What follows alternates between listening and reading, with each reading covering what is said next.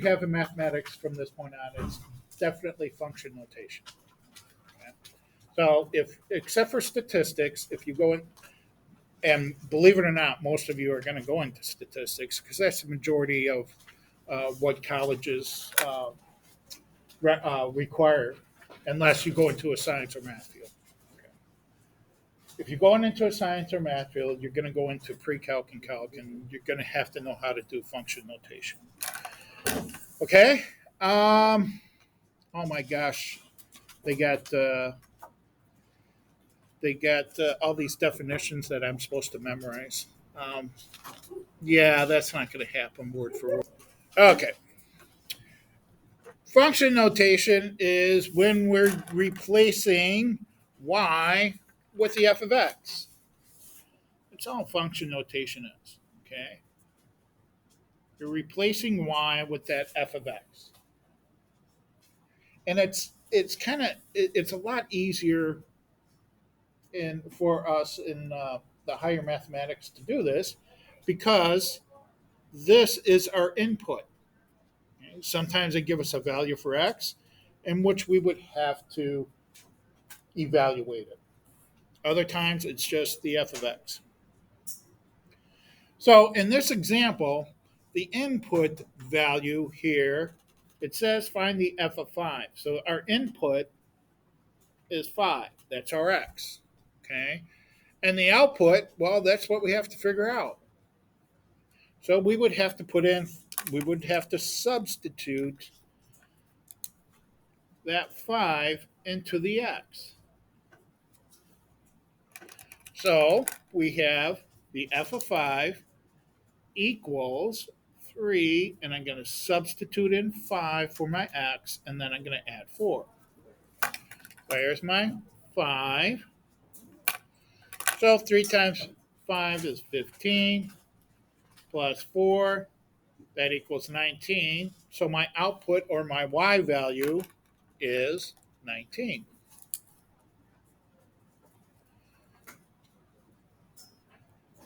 Now, there's all kinds of vocabulary, and thankfully I looked it up so I can remember word for word what it is. Otherwise, I'd be making stuff up. Okay, a relation is any set of points. So any set of ordered pairs.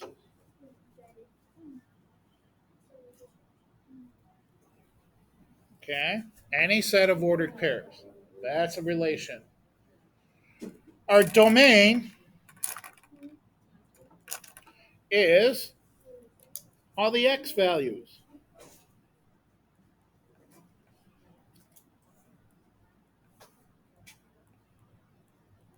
Okay. Domain is all the x values. In other words, it's actually our inputs. Another word for it, inputs. Your science teachers, they're going to say dependent variable. Okay. Oh, I'm sorry, independent. My fault, independent. Oops. Independent variables. In other words, you get to choose it. Okay. You get to choose the x. That's the chosen value. The y is all the output, or all the range is all your y values. All the y values. I get a little ahead of myself here.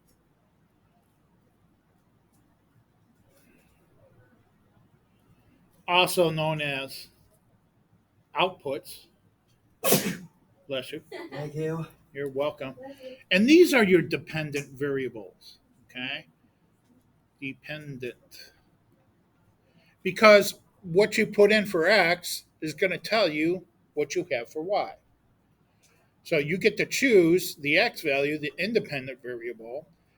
You're going to have to, like we did up here. Our 5 was our independent value. We just chose it. You substitute it in for x, and your x was dependent on this answer. Makes sense, right? In real life, you're going to use independent and dependent variables more than you're going to say, hey, it's the domain and range. We just, unless you're in a specific math or science field. And a function. Now, this one I remember word for word. For every x value,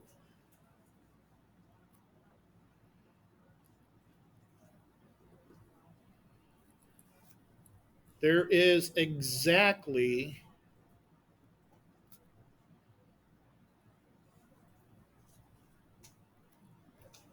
one y value. And this gets confusing sometimes, okay? And I'll show you some examples of that. Hey, look, example one. What does this relation look like? Again, a relation is any set of ordered pairs. These we used to call these T charts. I don't know. I think they just call them charts now. Huh? They still do? Okay, they still do an algebra one. Good. Okay, so this would be an ordered pair or a relation, right? This is a relation. This is a relation, so on and so forth, right?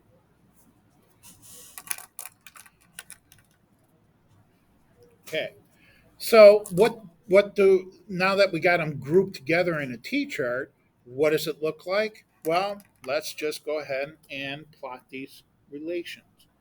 2 comma 4, 2 comma 4, negative 1 comma 3, 2 comma 6, and 0 comma 2. So there's my relation. It's what's in this T chart here. Now, is this a function? Huh? Yes, it is. Um, when I reach for the pencil, it's usually okay. So why? Why is it a function?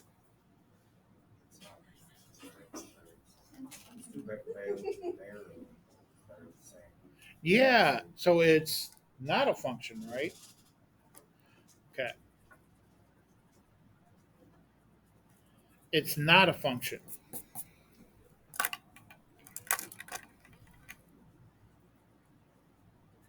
Okay. Because remember what a function is. For every x value, there is exactly one y value. Here, I have the x value 2, right? Here's a 2. There's a 2. Is there exactly one y value for that? No, we have two y values. Okay. Yes, Anna. Are you going to post this video on a classroom? Yes, I am. This one you were making right now? Yes. Okay. Okay, so it is not a function because now we could go ahead and use the whole definition. There's two values for x.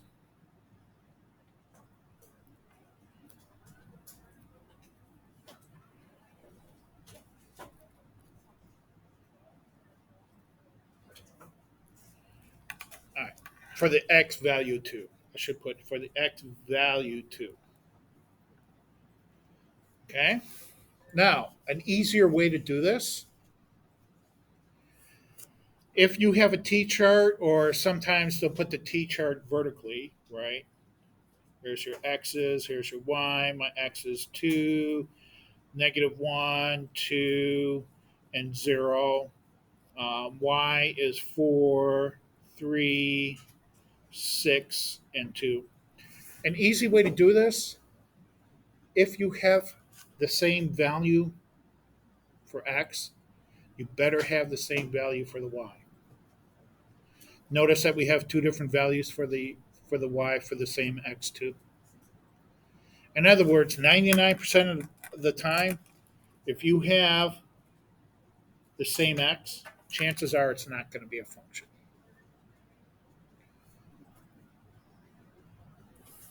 What's my domain? Well, I just did it for you. My domain here is the set of numbers. Now, I like to put them in order. So I would go from least to most. If you don't put them in order, I'm not going to take off for it, but I prefer it. So my x values, smallest one is -1. Then I have a 0. Then I have the 2. Now you don't have to put 2 twice. Again, if you put it twice, I probably wouldn't take off for it. And then my range, which is the y values. Now the y values are all different, so I'm going to have to put them different. I'm going to have to put all 4 of them in there. So I got 2, 3, 4, and 6.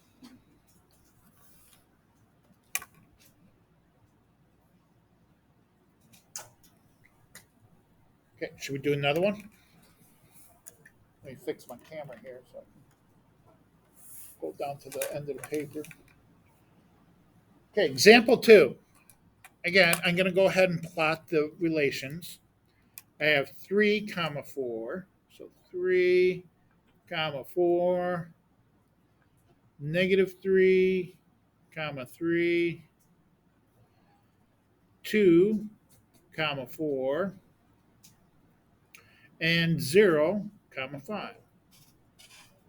Is it a function?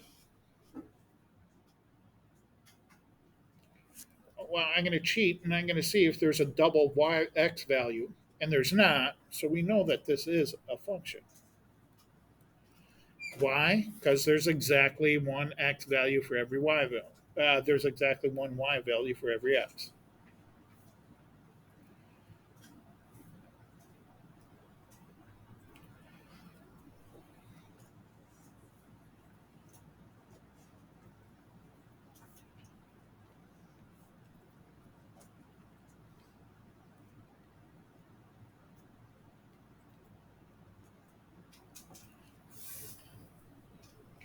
My domain, or my set of x values, the numbers -3, 0, 2, and 3. Again, if you don't put them in numerical sequence order, I'd rather have you guys get it right rather than worry about the order. So I have a 3, a 5, and I should have put the 4 there. See, I screwed up. We don't have to put 2 4s there.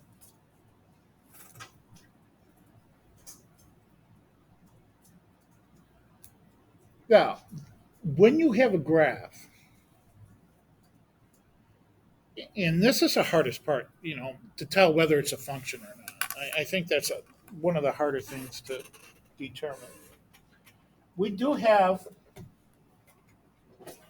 what's called a vertical line test, but it only works on a graph, right? If I take a vertical line, see my straight edge there, my vertical line, and I go through my graph, see how it intersects at exactly 1 point, intersects at exactly 1 point, intersects at exactly 1 point, intersects at 1 point. That's why it's a function. Looking at the top one, if I take my straight edge, my vertical line, and I go through my graph and it intersects at exactly 1 point, I run into a problem here. See how it intersects at 2 points? That's why this is not a function. But unfortunately, this vertical line test only works on graphs. Hardly any of our function work is done on graphs in this course. So if you got a graph and you don't know if it's a function or not, look for the double value for axis in the t-chart, or use the vertical line test. Okay. So the next page you're going to determine whether this is a function or not, and using a vertical line test, and then you're going to state the domain and range. All right, so the first thing we're going to do is determine whether this is a function or not. I'm going to use my vertical line, and if it intersects at more than one point, then it is not a function. So I go along on my graph, and it intersects at exactly one point throughout the whole graph. So this is a function. And for the explanation, passes vertical line test.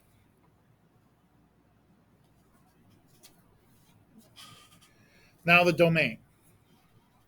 Remember, domain is the x values, right? So here's my x axis. My x values, well, there's a closed circle here at -6. So it includes, remember graphing, how we had those brackets and parentheses? That's a closed circle. So it starts at -6. And we're going to include -6. So I'm going to use my bracket. And then it ends at +6 here, right, for the x. So +6, and it includes that 6. So we're going to go back to interval notation here, right? Everybody see my domain? Why isn't it I'm sorry? so I was asking because there's 3 points. It's not three to Well, this one, it doesn't have just the points. It has the line that connected the points. So that's included in the graph. Great question.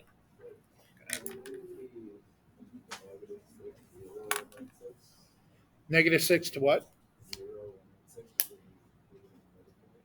Well, I am including 0 in there. Okay. Don't forget this the previous graphs that we did were only points. Now if I put a line and connected these, then I would have to, use different notation. But these are just points. Here I have an actual line connecting my points, right? So all these values on the lines are part of my domain. They're part of my solution. In other words, -2 is part of the solution, -3 is part of the solution because it's on the line. All these numbers, my x values, are on that line because the points are connected. If I just had the points, I would just label those points. So that would be like -6. Yeah, exactly. If I had to, if I didn't have the line connecting the points, it would be the set of points -6. Let's see, then I would need my 0. Then I would need my +6. If I didn't have the line connecting the points, this would be my domain. Great question. Okay, now I got to do my range. And again, we're going to do the same thing here, right? We're going to include all the points. So I'm going to need my interval notation. So it starts here at -3. Okay. Starts at -3, includes -3. Then it's going to go up here to 4 and include the point 4.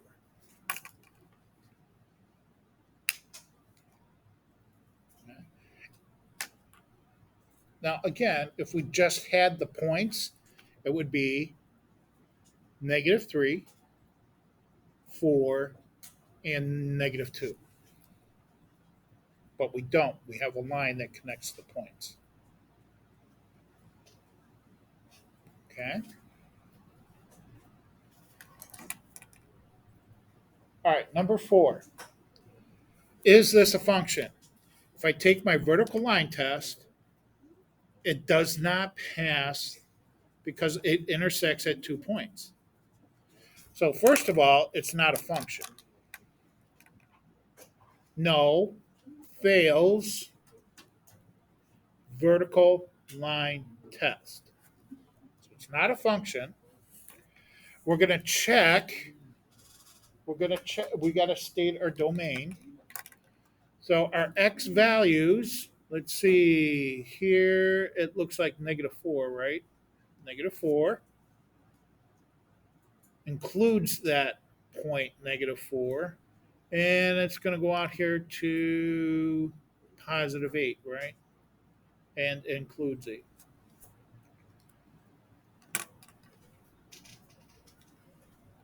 Our range, our y values, let's see, it looks, I'm going to round this off to -4. It might be a hair lower, but I'm going to use -4.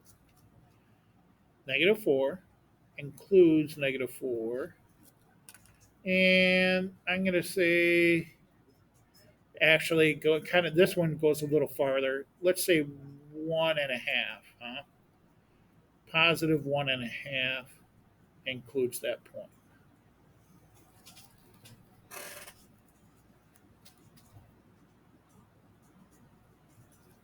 So there's my range.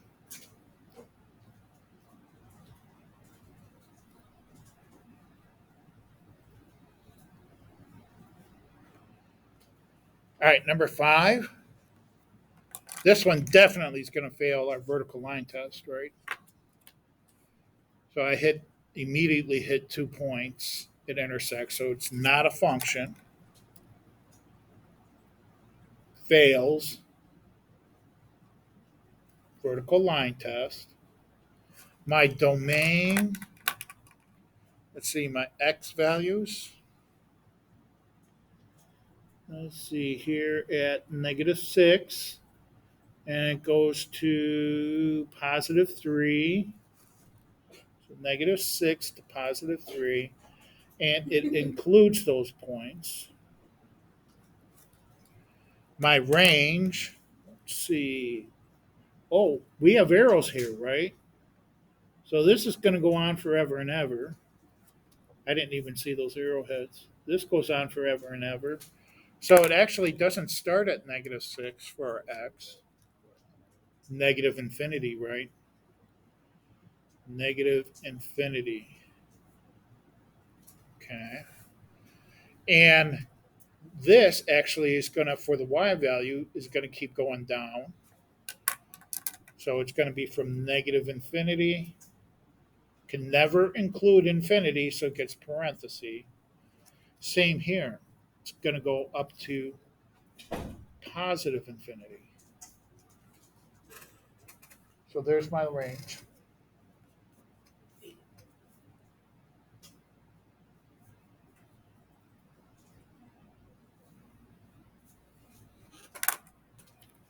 Okay, number 6. This is a function because it only intersects at 1 point. So it's a function. Passes vertical line test. And let's see, our domain, again, this is going to go on for infinity, right? So we're going to go from negative infinity to positive infinity, negative infinity, positive infinity, always gets parentheses. Our range, it's actually going to start at 0, right? That's 0, includes 0, but it's going to go up to positive infinity, parentheses.